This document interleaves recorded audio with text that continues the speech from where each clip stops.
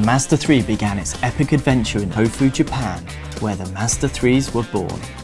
These are some of the very first production versions of the Mazda 3 in the world, but that's not why I'm interested in, because these three cars, next time I see them, will be in Vladivostok. Vladivostok. Finally, the Mazda Route 3 becomes reality. We hit the road and get our first taste of what it's like to drive in Russia. One of the biggest hazards we've had today are these here, and this is just a small one. Potholes are everywhere. I guess that's the problem when you've got this huge network of roads, is maintaining them. We have just entered a new time zone, so I have to put my watch back by 1 hour. The first of many. And we have had our very first puncture. I suppose inevitable really. We should be back on the road in 5 minutes? Maybe 10.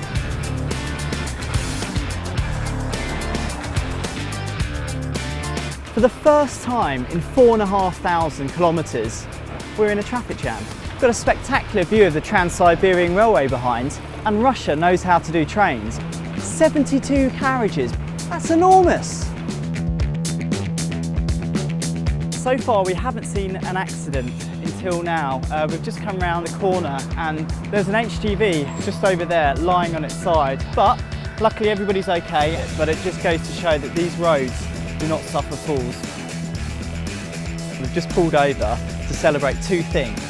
First thing, another time zone, so that's great news, but even better than that is we're now officially halfway to Frankfurt.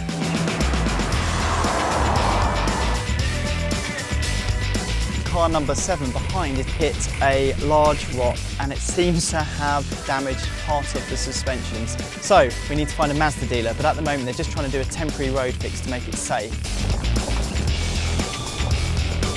Good old car number 7, it's back on the road, it's alive. It was declared unsafe for drive, and to be honest we thought it was finished for the Mazda Route 3. The very next morning, the first flight in from Moscow brought the piece of suspension. By 10 o'clock, it was already fixed and outside our hotel, ready to go. The Mazda Route 3 has taken a sizable bite out of Russia. So much, in fact, we've run out of Siberia. I'm in Europe, and over there, they're in Asia.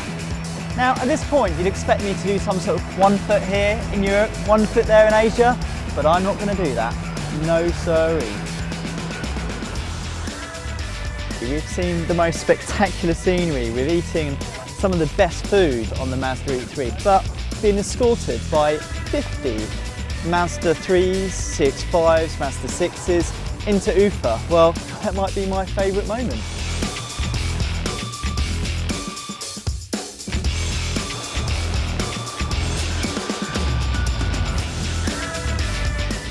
We're done! It was great! Just behind is 6 Mazda 3s, 6, not 8. We have lost 2 cars at the Belarusian border. We had paperwork this thick, but apparently it's not enough. The news wasn't good the next morning, and with heavy hearts we had to continue our journey without car number 5 and car number 6. The next night we were in Poland for the biggest party of the Mazda Route 3. A welcome rest before the big push the next day to Germany.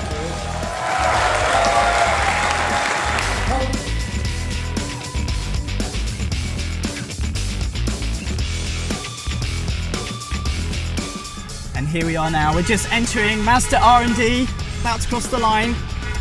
Just can't believe it, after 16,000 kilometres, we have finally done it. We have made it to Frankfurt.